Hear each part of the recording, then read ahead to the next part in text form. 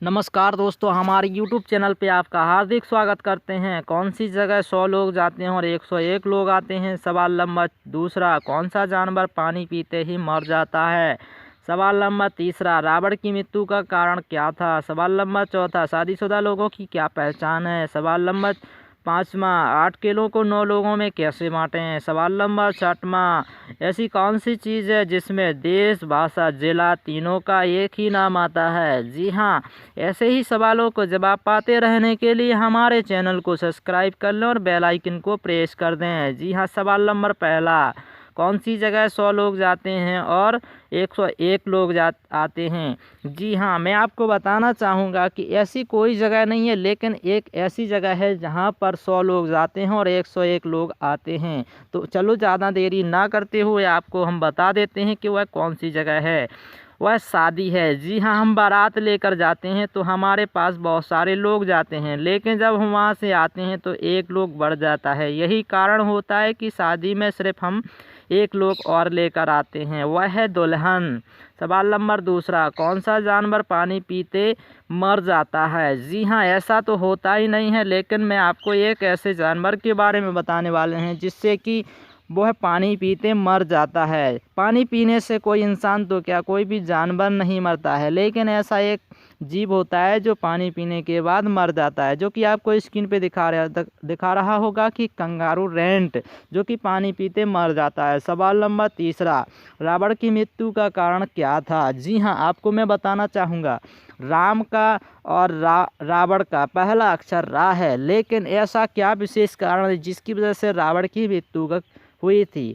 क्योंकि उसके भी भाई उसके साथ थे और राम के भी भाई राम का साथ था, लेकिन रावण का एक भाई उनके पास नहीं था जो रावण की मरने की वजह जानता था। अगर राम के पास रावण का भाई ना होता तो कभी भी रावण की मृत्यु ना होती। यही कारण है कि रावण का भाई जो राम के साथ था उसे पता था कि रावण की मृत्यु कहाँ होगी और कैसे होगी, क्योंकि राम ने तो 9 सिर काट दिए थे, 10वां सिर बचा था, जो कि वह मरने के बाद ज़रूरत पड़ती, जिसकी वजह से उसकी मृत्यु हो पाई। अगर रावण का भाई राम के पास नहीं होते तो रावण की मृत्यु बिल्कुल भी ना होती।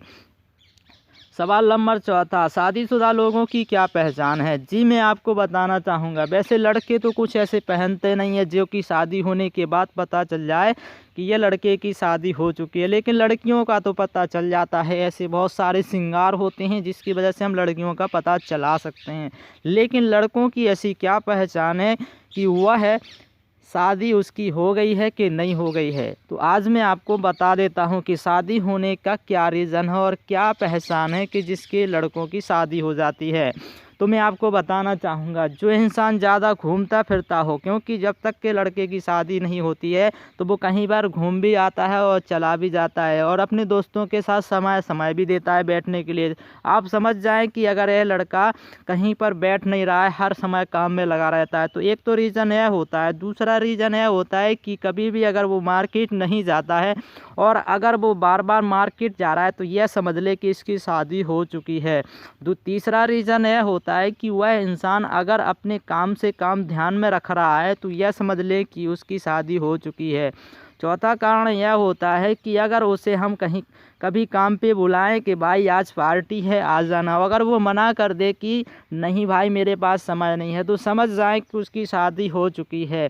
और अगर ऐसा कोई अनजान आदमी मिल जाए जिससे कि हमें पता नहीं है कि यह इसकी पहचान क्या है, लेकिन उसे हम पता चला सकते हैं कि अगर वो उदास खड़ा हुआ है तो समझ जाएं कि इसकी शादी हो चुकी है, क्योंकि शादीशुदा लोगों के पास बहुत सारी टेंशन रहती हैं जिसकी वजह से वह उदास बना रहता है। सवाल नंबर पाँचवा, 8 किलो को 9 लोगों में कैसे बांटे? जी हाँ, मैं आपको बताना चाहूँगा कि अगर 8 किलो को 9 लोगों में अगर बांटना है तो उसका शेक बनाना पड़ेगा, जब जाके आप 9 लोगों में बांट सकते हैं, वरना ऐसा कोई उपाय नहीं बना हुआ है जो कि 8 किलो को 9 लोगों में बांट सकें। सवाल नंबर छठवां, ऐसी कौन सी चीज़ है जिसमें देश, भाषा और जिला आता है? तो वह है भिंडी। भिंडी में से आई हटा दिया जाए तो भिंड होता है, जो कि मध्य प्रदेश में पाया जाता है। भिंडी में से बी हटा दिया जाए तो देश की भाषा होती है हिंदी, और भिंड में से बी हटा दिया जाए और आई हटा दिया जाए तो देश का नाम होता है हिंद। जो कि भारत देश है।